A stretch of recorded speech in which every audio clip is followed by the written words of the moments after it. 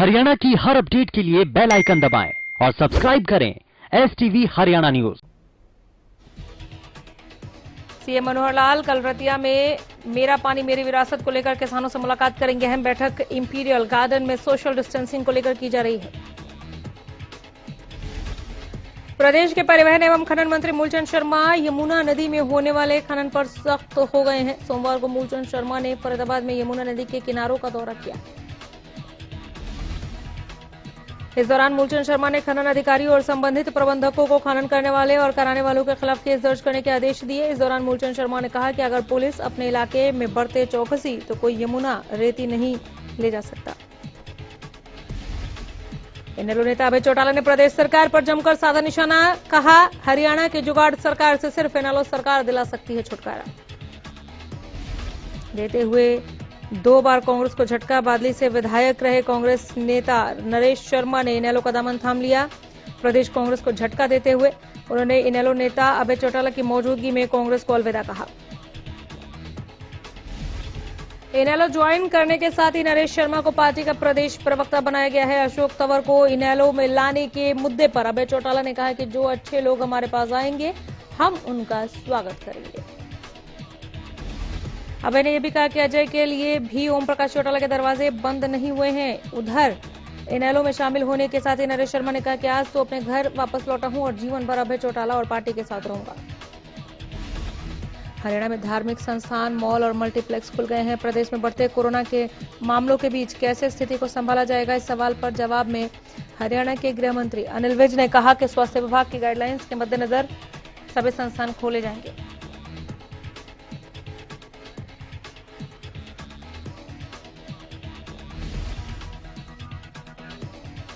प्रदेश में कोरोना मरीजों के नए मामलों ने रिकॉर्ड तोड़ा। एक साथ 142 नए मामलों से प्रदेश में हड़कंप मच गया। गुरुग्राम में एक दिन में 89 नए मरीज सामने आए। फरीदाबाद से सटे सभी बॉर्डर खोल दिए गए हैं। आवाजाही शुरू कर दी गई है। फरीदाबाद बदरपुर बॉर्डर के सभी नाके खोल दिए गए। किसी को भी नहीं रोका जा रहा।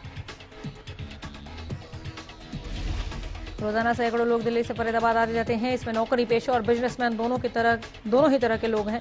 लॉकडाउन के बाद से दिल्ली से सटे बॉर्डर को पूरी तरह से सील कर दिया गया था। MHA की गाइडलाइंस के अनुसार आज से दूसरे संस्थानों के साथ धार्मिक स्थल भी लोगों के लिए खोल दिए गए हैं। दूसरे मंदिरों की तरह पंचकुला का प्रसिद्ध शक्तिपीठ माता मनसा देवी मंदिर आज से खोल दिया गया।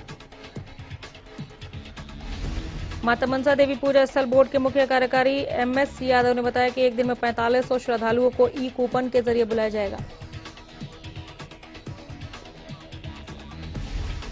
अनलॉक पार्ट 1 के पहले दिन धर्मनगरी कुरुक्षेत्र में मंदिर गुरुद्वारा में पूजा अर्चना करने लोग पहुंचने लगे हैं। वहीं खेल राज्य मंत्री संदीप सिंह ने ऐतिहासिक छठी पातशाही गुरुद्वारे में माथा टेका और अरदास की।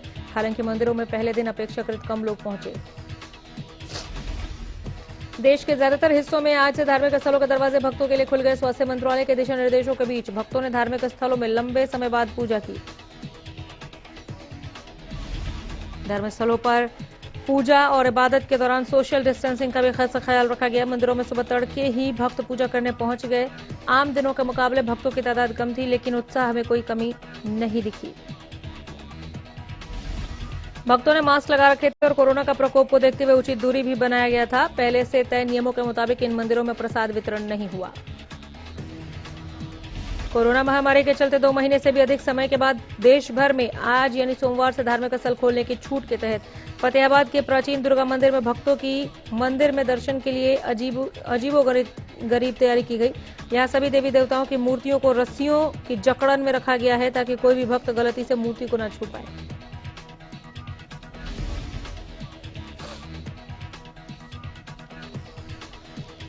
मंदिर के पुजारी महावीर प्रसाद और दुर्गा मंदिर कमेटी के फतेहाबाद के सचिव कुशल चराईपोत्रा ने बताया कि सरकार की गाइडलाइंस के मुताबिक भक्तों के लिए मंदिर का कपाट खोल दिए गए हैं। इसके लिए तैयारियां पूरी हैं।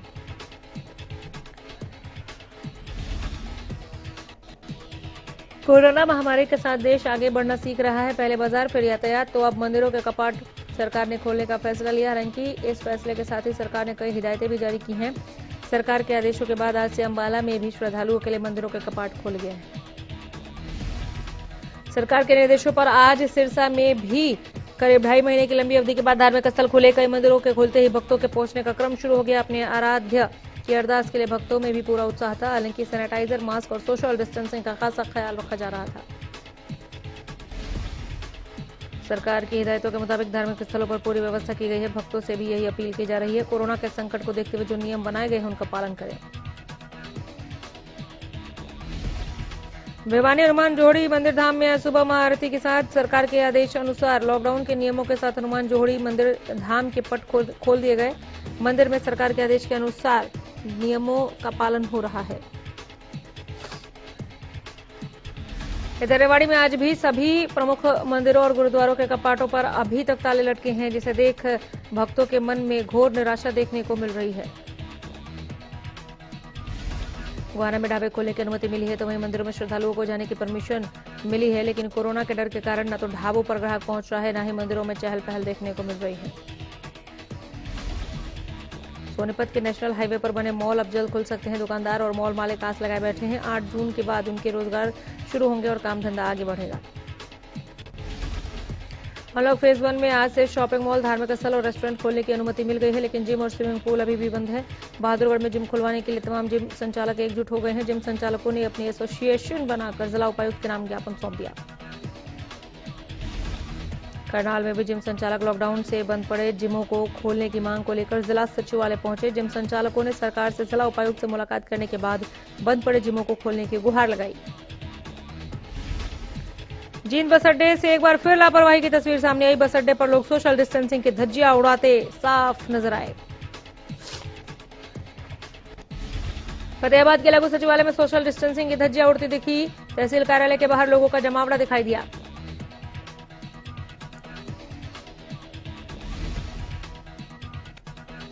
गुरुग्राम में श्री खाटू श्याम प्रचार मंडल की ओर से आयोजित रक्तदान शिविर में पुलिस कमिश्नर सहित 175 लोगों ने रक्तदान किया। ये शिविर रविवार को विधायक के सिविल लाइंस स्थित ऑफिस में लगाया गया। शिविर में जिला रेड क्रॉस सोसाइटी के अलावा सिविल अस्पताल और दिल्ली रेड क्रॉस सोसाइटी की टीमें पहुंची। शिविर का आगाज विधायक सुधीर सिंगला ने किया। विधायक ने इस मौके पर कहा कि रक्तदान करने के लिए हर उस व्यक्ति को आगे आना चाहिए जो बालिग है और शारीरिक रूप से स्वस्थ है। पुलिस कमिश्नर मोहम्मद अकील ने कहा कि शहर में समाज सेवियों की फौज है। फतेहाबाद के गांव आयलकी के पास मनरेगा मजदूरों ने प्रदर्शन कर रोड को जाम कर दिया। मजदूरों ने आधी मजदूरी देने का आरोप लगाया है। मजदूरों का कहना है कि 309 की बजाय 200-250 रुपए की मजदूरी दी जा रही है। झज्जर सब्जी मंडी की आड़ती और किसान ऑड इवन के पेच पर फंसे हुए। दरअसल कोरोना संक्रमण के चलते झज्जर की सब्जी मंडी पूरी तरह से बंद थी, लेकिन जिला प्रशासन ने कुछ शर्तों के साथ इसे खोलने का फैसला लिया। नियमों के मुताबिक सुबह किसानों को 3 बजे से 5 बजे तक सब्जी बेचने की अनुमति दी गई, तो वहीं सभी थोक विक्रेताओं को सुबह 5 बजे से लेकर 10 बजे तक सब्जी खरीदने की अनुमति दी गई। साथ ही सोशल डिस्टेंसिंग को बनाए रखने के लिए यहां ऑड इवन का फॉर्मूला भी लागू किया गया, लेकिन इस फैसले से आड़ती और किसान पूरी तरह से परेशान है। उनका कहना है कि ऑड इवन के इस फैसले से किसानों को काफी नुकसान उठाना पड़ रहा है। रतिया में बिजली बिल माफ करने की मांग करते हुए किसान संघर्ष समिति ने बिजली मंत्री के नाम बिजली विभाग एसडीओ को ज्ञापन सौंपा। किसानों का कहना है कि लॉकडाउन की वजह से खेती से संबंधित काफी काम अधूरे रह गए। ऐसे में बिजली विभाग की ओर से भेजे गए बिल का भुगतान करना उनके लिए बड़ी समस्या बनी हुई है।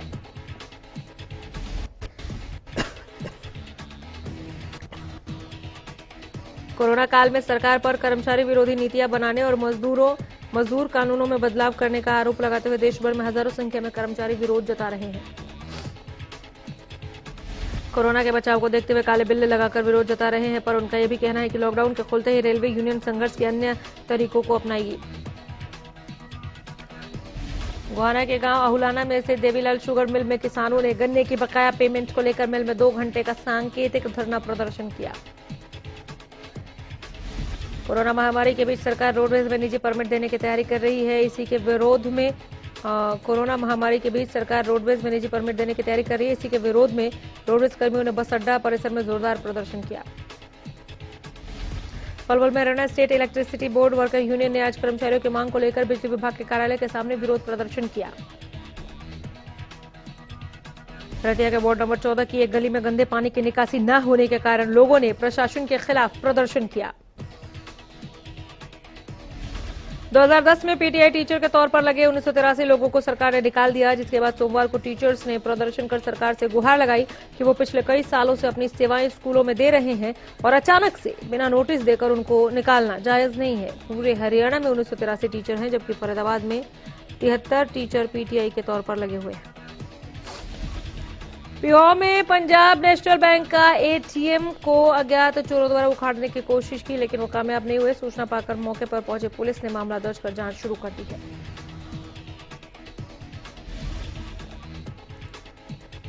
सोना के गांव रानिका सिंघोला में बीती रात चोरों ने परिवार के लोगों पर हमला बोल दिया। चोरों ने एक युवक की गर्दन दबाकर उसे जान से मारने का प्रयास किया। जब उसका दूसरा भाई उसे बचाने के लिए आया तो अज्ञात चोरों ने उस पर लोहे की रॉड से हमला बोला।